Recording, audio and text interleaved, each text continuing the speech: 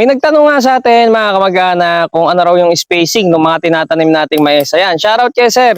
O bali ang spacing ng mga mais dito sa amin sa Bulacan ay depende po sa may-ari kung ano yung gusto niyang ipagawa doon sa mga nagtutudling. So ayan, kamukha na ito. Ito yung sa kapatid ko. Nakalaan to, napasukin ng cultivator yung isang side, yung isa hindi. Kaya naman yung pinapasok ng itong part na to, ito yung pinapasok ng cultivator.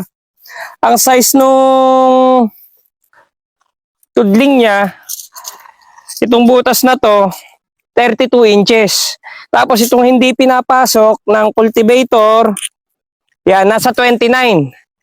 Tapos yung bagsak naman ng buto, pagitan, kada buto, 16 inches. So iba-iba po yan. Kung gusto nyo pagtatanim ng mais, halimbawa sa lugar nyo, wala namang cultivator, aararuhin lang po siya ng kalabaw. So pwedeng liitan nyo yung pagitan ng bawat tudling. So tulad yan sabi ko, ito kasi pinapasok ng cultivator, ng makina.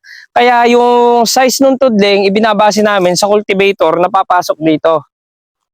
Okay po. So marami pa po akong papakita sa inyo na iba't ibang spacing ng mais. Pupuntahan po natin yung iba't ibang may-ari ng mais dito para maipakita po sa inyo. Ngayon, nandito naman tayo sa tanim nating mais. So sinukat natin itong puno sa puno. Ayan. So ayan, 3 feet yung pagitan ng tudling. Tapos yung pagitan naman ng bawat puno, yung bawat bagsak, nasa 14 inches. So ito naman yung spacing natin dito, hindi naman natin ito tinansya, basta ang instruction lang natin sa mga nagtanim, paghiwalayin yung dalawang buto, lagyan ng konting space. So ayan, makita nyo. Pero ito nasa 14. Ayan, 14 inches yung yung pagitan nito. Pagka kasi minsan pag nilaglag natin buto, minsan magkadikit na ganyan. Ito yung tanim ganyan. So pinasadya natin yan na medyo luwangan nila ng konti yung pagitan. Nandito naman po tayo sa maisa ng pinsan ko. Ayan, kukuhanan po natin yung spacing ng kanyang tanim. So ayan, mula puno sa puno, 29 inches. Ayan o, 29 inches yung pagitan ng puno sa puno. Dito, ayan, 29 inches. Tapos yung pagitan ng bagsak ng buto,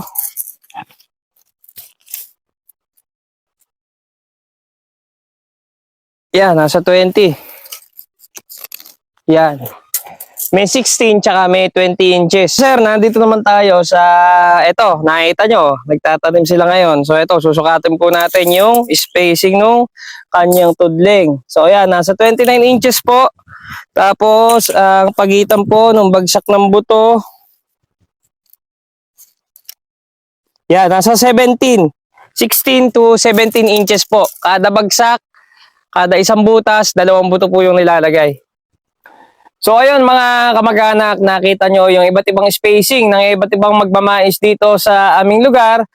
So depende sa inyo kung ano yung gusto nyo gawin. Tulad nga ng sabi ko kanina, kung walang cultivator sa inyo, so pwedeng liitan nyo yung spacing. Siguro mga 2.5 kasarapan na yun. Hindi po maganda mga kamag-anak sa sweet corn. Yung mga tudling hybrid. Yung sobrang sinsin po o sobrang liit ng pagitan, hindi po maganda yung sa sweet corn, hindi po siya makakalaki. Hindi rin po maganda sa sweet corn na sobrang sinsin po ng tanim, napakahirap pong palakihin.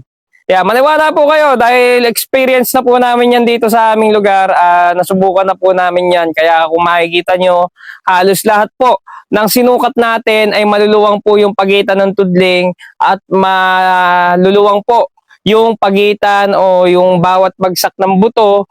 Halos ganyan po yung karamihan na pagitan ng bawat bagsak ng buto, no? So hindi po namin dito hinahangad na maraming butong maitanim. Ang kailangan po natin dito, marami po tayong good na maani. Hindi po parang hybrid ang sweet corn na kahit maliliit, basta maraming maani, maraming kilo, marami kayong pagbibilan. Dito po sa sweet corn, kailangan maraming good ang ma-harvest nyo. So hindi po kami magtatanim ng ganyan lang ang pagitan para mas maraming buto pumasok. Hindi po ganon. So kung ano lang talaga yung aabuti na papasok sa kasarapan na space, yun lang po yung itatanim namin. Hindi po kami magtatanim ng sobrang sinsen kasi nga po napakahirap pong palakihin. Okay po. Ayan, kung nakatulong po sa inyo yung video na to at nagustuhan nyo po, huwag nyo po kalimutang mag-follow at share po yung ating mga video. Maraming salamat po mga kamag-anak. Happy farming!